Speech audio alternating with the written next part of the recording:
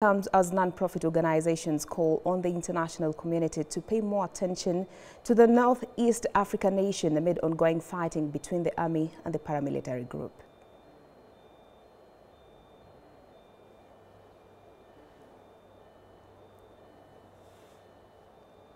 And Eswatini health authorities are facing resistance against a cervical cancer vaccination campaign. The Ministry of Health is conducting the campaign in conjunction with the World Health Organization.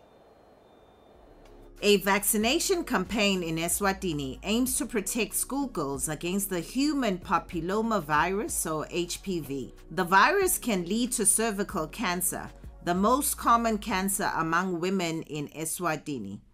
But experts say the vaccine can prevent most cases of cervical cancer if it is administered before a girl or woman is exposed. Despite this, the vaccination campaign is stirring debates among parents in the Manzini region and elsewhere in the country.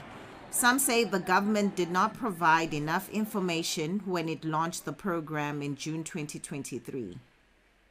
Precious Shongwe is a parent and cervical cancer survivor.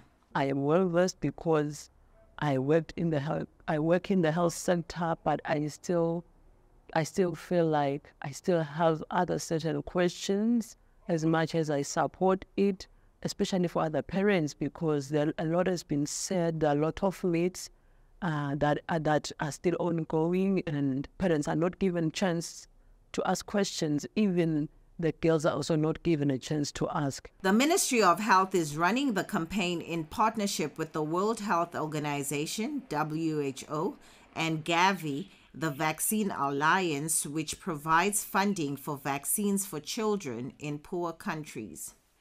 Sisana Mamba, a grandmother and mother, says families in rural areas did not get the information they needed.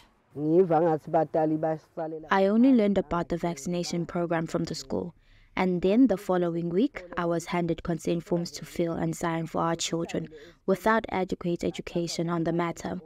Parents like us, especially in rural areas, were left uninformed and signed with a lack of understanding. But a spokesperson for the Ministry of Health says the government properly informed all communities before the vaccination drive and continues to do so.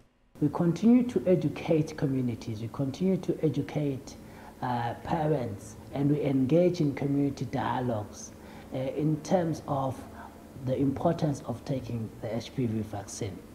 We also share information through various media platforms. We also use opportunities that we get during outreach, community outreach projects where we go and give health services. Cedric Chewa is the president of the Eswatini Schools Committee and the Parents Association. The government informed head teachers but left parents out. We have many questions that haven't been answered. As the debate continues over the HPV vaccination, the vaccination campaign continues in a bid to protect young people from HPV and lower the highest rate of cervical cancer in the world. And away from that, Deputy President Rigathi Gachagua is officially opening a forum for pharmacists in Mombasa today. And now let's cross over live and let's take a listen to what he's saying. Among other matters, the bill proposes the establishment of a single regulatory body on human and animal medicines in fulfillment of the Health Act 2017. This is important as we strive to consolidate and strengthen our regulatory systems in the supply chain. Furthermore, this move will help us meet the World Health Organization's maturity level 3 standards of a stable, well-functioning and integrated regulation system, while similarly boosting the competitiveness of locally manufactured medicines. Distinguished professionals and participants, in this conference of global representation, we are creating and strengthening our local, regional and international networks of addressing the menace of substandard and counterfeit drugs and other medical supplies that threaten the lives of our people. We cannot deliver universal health coverage when up to 30% of drugs are fake. We cannot spur local manufacturing when fake and counterfeit drugs are scooping up to 15 billion Kenya shillings of the market share. The Pharmacy and Poisons Board, the Veterinary Medicine Directorate, in partnership with other agencies, must protect the market to attract and boost investor confidence in manufacturing. This is through an intensive, coordinated and sustained crackdown on crooked suppliers and dealers.